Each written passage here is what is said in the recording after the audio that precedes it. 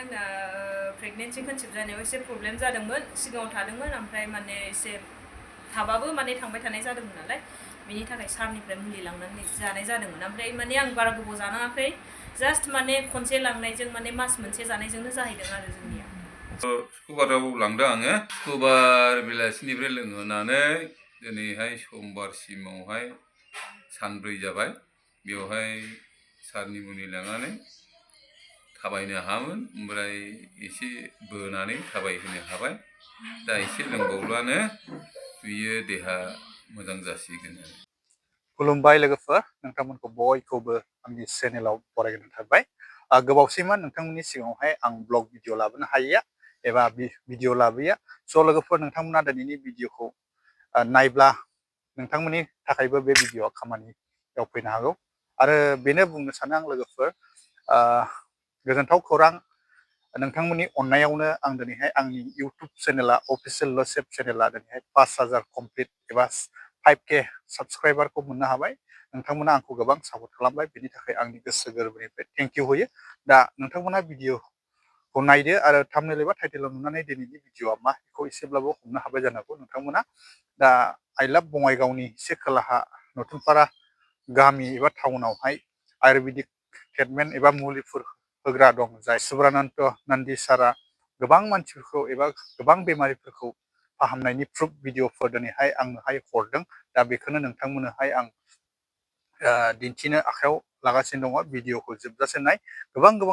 गोजान गोजान जायगानिफ्राय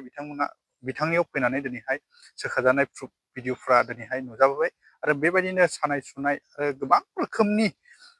जरा जरा सानाय बेफोरबायदि सिं सानाय बेफोरबायदिनो अन्थाइ बायदिसिना किडनि आरो गथ' मोनि सोरबाहा केन्सार गोबां सारा बेबायदिनो मुलिफोर हरो आरो गोबां रिजाल्टफ्राबो दिनैहाय फैबाय दा नोंथांमोना भिडिअखौल' नायलांदो अब्लानो আপনার কিটিনাইন আছিল 16 পইণ্ট সামথিং না 16 পইণ্ট সামথিং কিটিনাইন যেটো আছিল তাৰ পৰাহে কমপ্লিটলি আপুনি কিয়ৰ পাইছে এতিয়ালৈকে 4 বছৰ হ'ল আপোনাৰতো কোনো প্ৰব্লেম হোৱা নাই আৰু বৰ্তমান মোৰ জীৱনৰ মোৰ যি অৱস্থা আছে এই অৱস্থাটো ঠিকই আছে মোৰ একো প্ৰব্লেম নাই এতিয়া কৰ্মজীৱনৰ 2023 আমি ক্ৰিটিনিন কি চেক কৰিছিলে এটা নৰ্মাল আমি কমপ্লিট নৰ্মাল আহিছিল মানে 16 ৰ পৰা কমপ্লিট নৰ্মাল আহিছে এটো প্ৰমাণ আপোনাৰ তাতে আছে না ভাই আদা বাজে গুড নিউজ না তো বেনে থাকায় बे गुड निउसआ एसे खिन्थादो नों माने आंना प्रेगनेन्सि कनसेप्ट जानायाव एसे प्रब्लेम जादोंमोन सिगाङाव थादोंमोन ओमफ्राय माने एसे थाबाबो माने थांबाय थानाय जादोंमोन नालाय बिनि थाखाय सारनिफ्राय मुलि लांनानै जानाय जादोंमोन ओमफ्राय माने आं बारा गोबाव जानाङाखै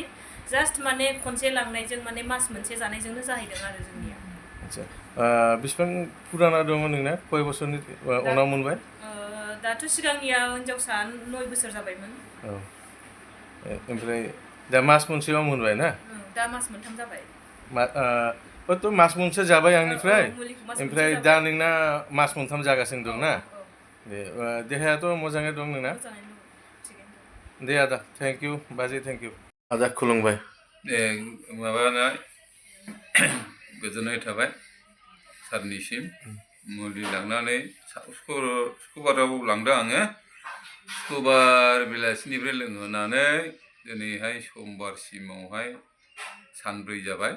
बेवहाय सारनि मुलि लांनानै थाबायनो हामोन ओमफ्राय एसे बोनानै थाबायहोनो हाबाय दा एसे लोंबावब्लानो बियो देहा मोजां जासिगोन आरो दा सारनि मुलि लांनानै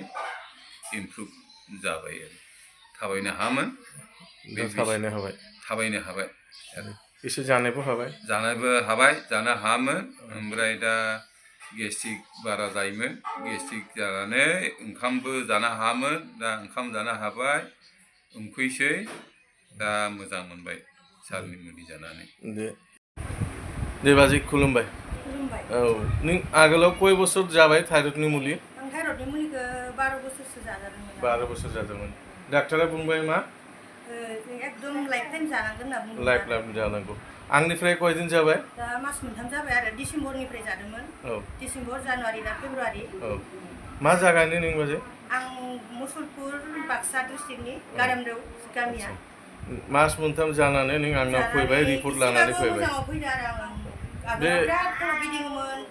बहाबा थांनोबाबो थांनो हायामोन माने बिराद प्रब्लेम जायोमोन आरो आंहा ओमफ्राय नों सारनिफ्राय जानानै एसे मोजां मोनदों आरो आङो एसे मोजां मोनदों माने आंनि आखायाव रिपर्ट दं नोंना बे रिपर्टआ आं देखायगोन दा पुरा नर्मालाव फैबाय इसेल' दङ 0.1 दङ बे हामबा एकदम थायरयडआ नोंना लाइफ टाइमनि थाखाय माने हामजोबगोन दे थ' मोजां मोनबाय ना मोजां मोनदों दे जानानै जोबोद मोजां मोनदों दे थेंक इउ बाजै